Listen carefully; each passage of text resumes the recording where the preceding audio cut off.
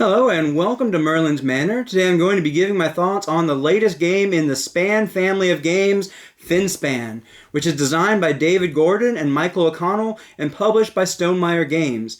Now, as a fan of both Wingspan and Wyrmspan, I was excited to give this one a try as well. Does it hold up to the other Span titles?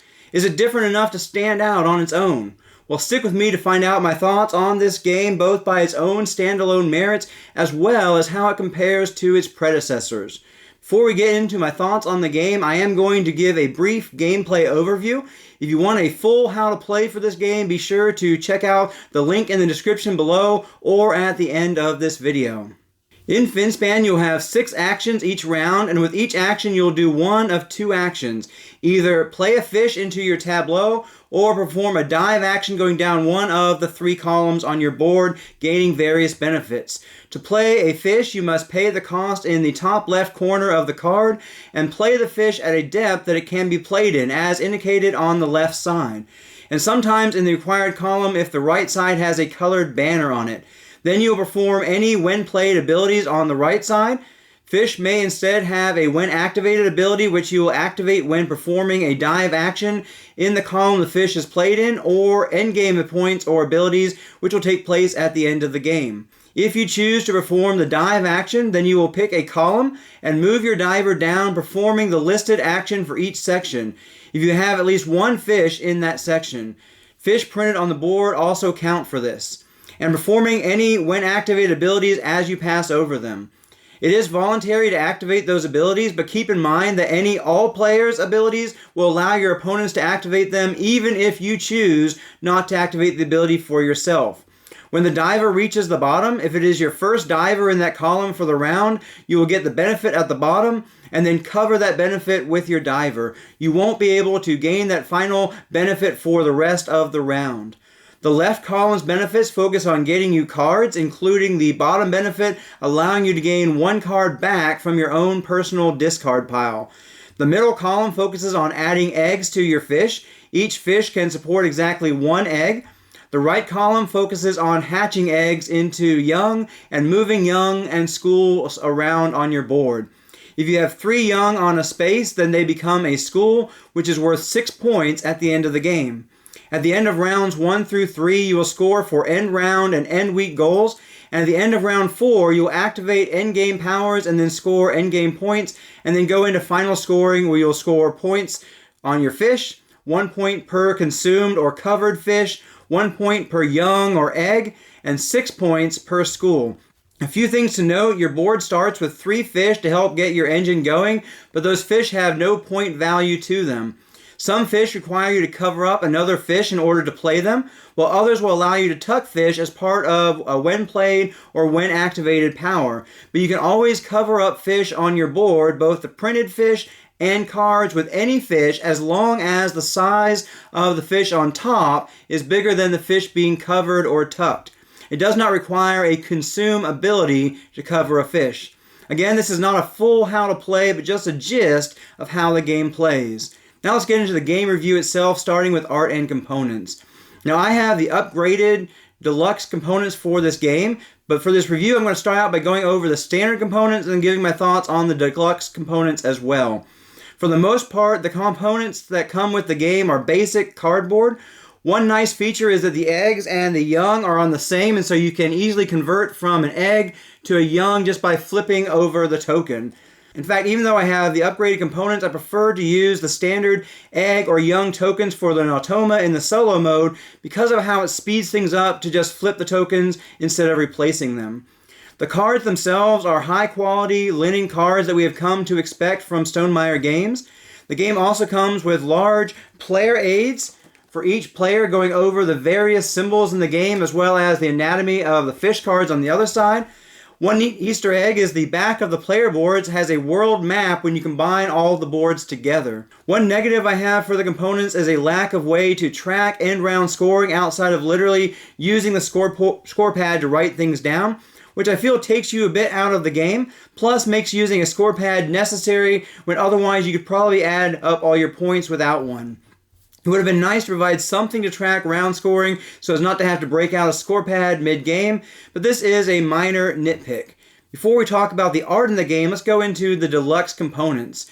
In order to keep the entry price for this game down, Stonemaier elected to go simple with the included components and give the option of upgrading to the deluxe components.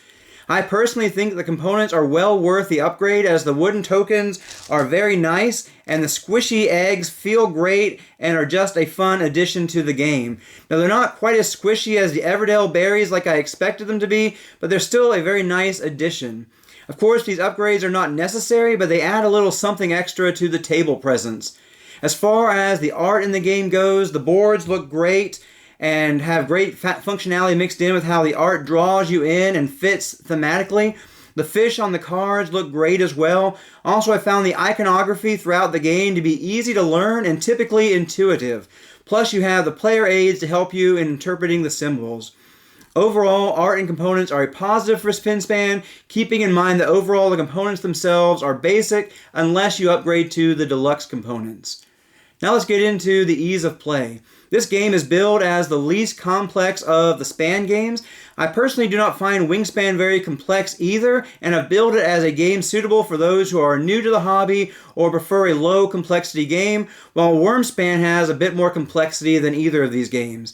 I would also say that both Finspan and Wingspan seem to be equally complex, but in different ways. While Finspan does not have the standard resource gathering you find in Wingspan, it adds the mechanic of hatching eggs and moving young to make schools and some added rules that relate to how all of that works.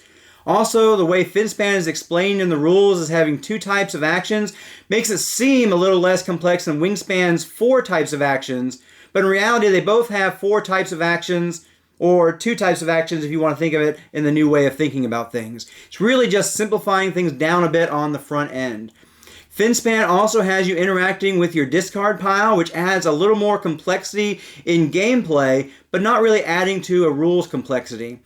Just like Wingspan, I feel like this game is easy to learn to play, and the way things are framed with this game and makes it seem less complex on the surface. That is to say, less likely to sound more complex than it actually is, whereas Wingspan may sound more complex until you get in there and find out how simple it really is. But there is some sneaky complexity with the things this game adds to the system. There's also some added complexity when it comes to there now being 2 types of placement requirements instead of only 1 in the previous Span games. You have to look out for both the daylight, twilight, and midnight requirement, as well as the occasional column requirement, which is easier to miss than one might expect. The fact that hands are kept as open information, though, allows for players to get help with learning the game, which makes it easier to teach the game because you can explain various powers and point those extra placement requirements out as they come up. Now, without further ado, let's get into my thoughts on the game itself. I want to start off by saying I really like the idea of your own personal discard pile. One of the big costs you'll be paying throughout the game is discarding cards from your hand to play fish, but you can always get some of those cards back. I also enjoy the added depth of strategy this brings as you calculate which fish it is okay to discard for now and plan for getting them back to play later. It's also nice to not have to be concerned with resources outside of eggs, young, and occasionally schools on your board, plus the cards that are in your hand. Now, with most of those items being endgame scoring, you also need to consider the balance in paying those resources to play a fish. That 6-point fish that costs, say, a young and 2 eggs is really only gaining you 3 points. And that 12-point fish that costs a school is really only gaining 6 points. But then there are also often other benefits with the when played or when activated abilities or endgame abilities or points which offset some as well. Some abilities also require you to consider your board state before playing them. A fish may have a when played ability that adds an egg to each medium-sized fish. So first you want to play more medium-sized fish, and then you need to ensure you don't have any eggs on your current medium-sized fish in order to maximize that ability. Some of the abilities require you to have multiple consumed fish under them for endgame scoring, and there's no way to add them later, so you have to work out getting those fish played first, and whether it's really worth it points-wise to play fish that will simply be consumed later on. Overall, I found the abilities and the potential synergies you can find in the game very satisfying to puzzle out the best way to do things and the best timing for things.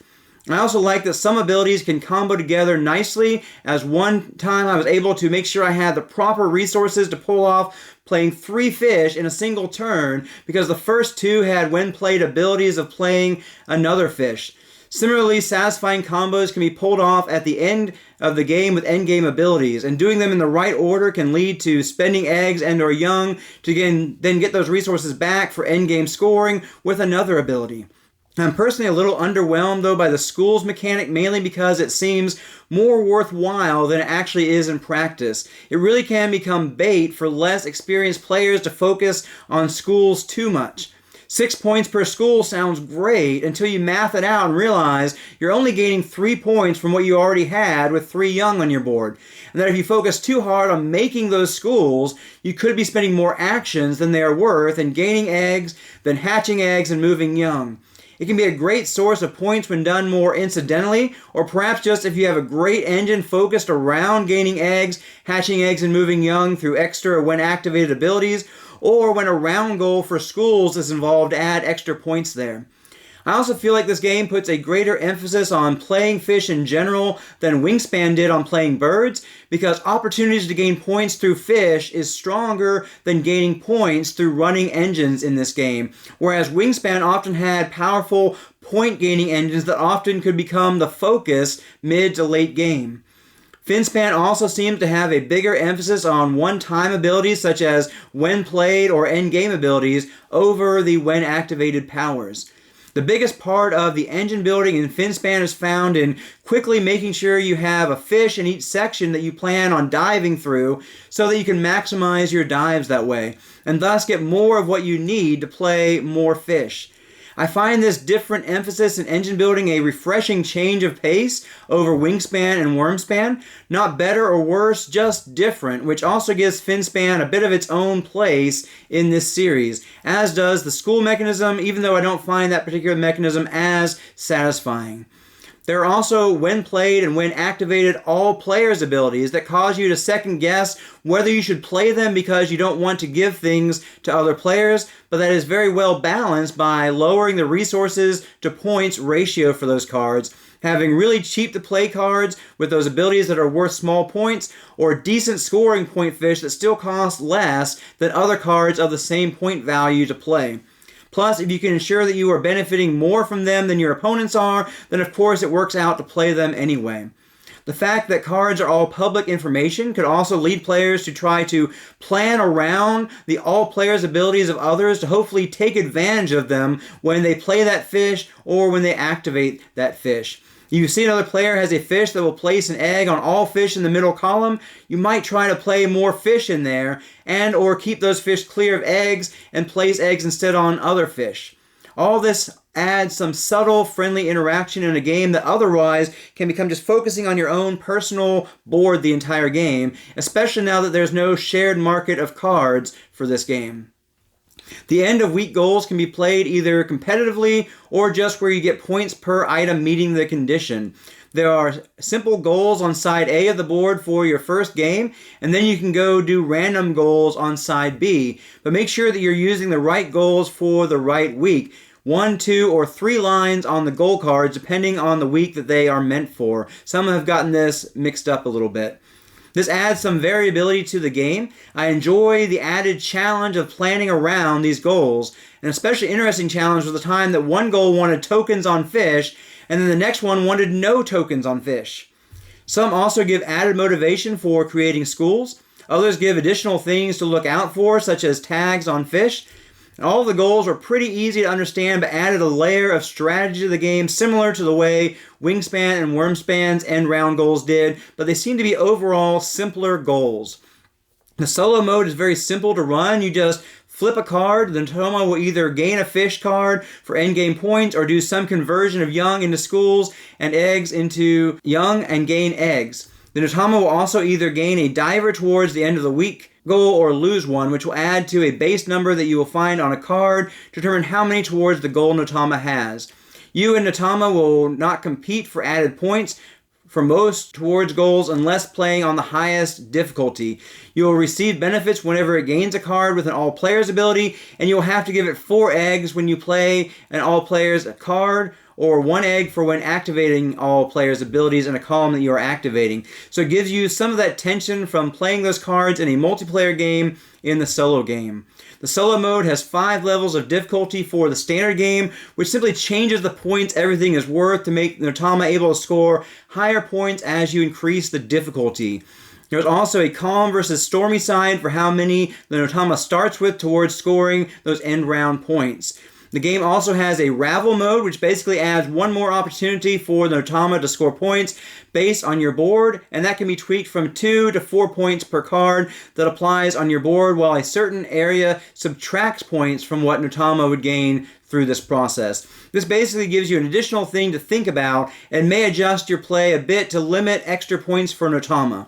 Overall, I did enjoy the simplicity of the Notama system and found it to be fairly competitive even at level 2 and 3 without the Ravel mode.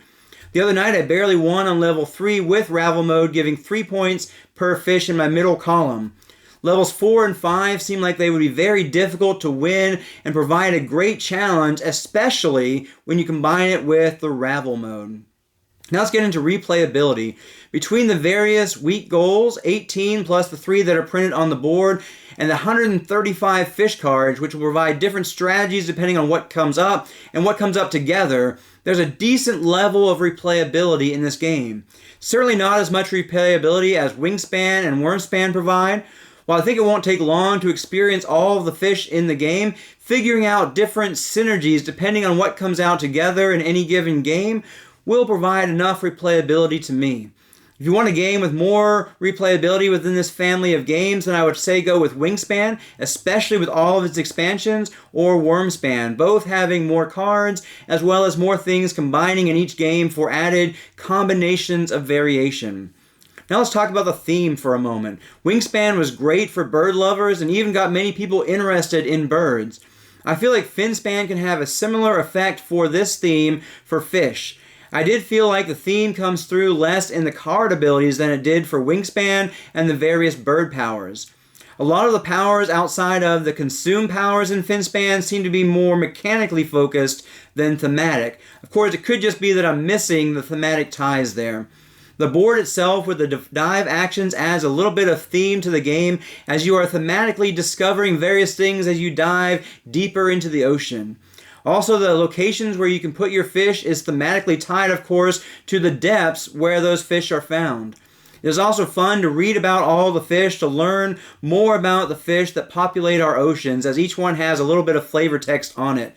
I especially enjoyed learning about the cookie cutter shark, which gets its name because it takes a perfectly round, cookie-sized plug of flesh from its prey.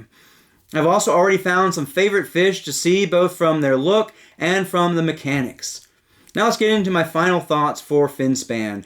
I enjoy the Span family of games, and this is certainly one of them. While I have enjoyed my plays of Finspan and will continue to enjoy it, it is my least favorite of the Span games. While I rate Wyrmspan and Wingspan both a 10 out of 10, this one comes in at a 9 out of 10. Still a solid score, but not quite on the same level.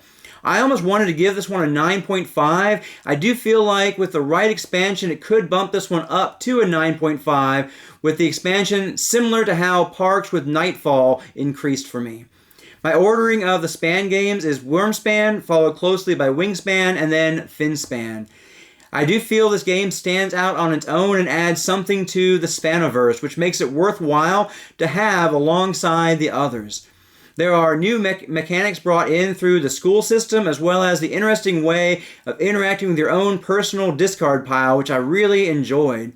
I also like the way resources are handled in this game, where instead of getting food resources to pay for fish, you are using the things on your board and the cards in your hand. I do, however, feel there is much less variability in this game compared to the base games of the others, and I feel like there is a greater depth of strategy in both Wingspan and especially in Wyrmspan. This can be a great introduction to this style of game, as there are less things to explain with not having personal goals, plus having the open hands allows for helping one another to understand things without having to give away private information. Overall, I can recommend this game for those who are into light complexity, engine building tableau games, or even as an introduction to this type of game. This game also plays quicker than Wingspan and Wyrmspan and seems to be quicker to set up and tear down as well. So this could be a great game for those who enjoy Wingspan and Wyrmspan but would like something that plays a little quicker and with a bit of variation in mechanisms to change things up a bit as well. Also, as I've already said, this game can still have a place among the collection of the other Span games and stands out on its own while utilizing some of the basic foundation built by Wingspan.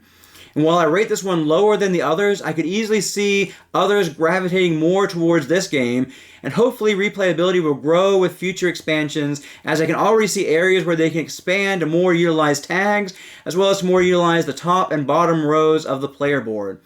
As always, I hope you've enjoyed this review and it's given you some information that will help you decide if this is a game for you or not.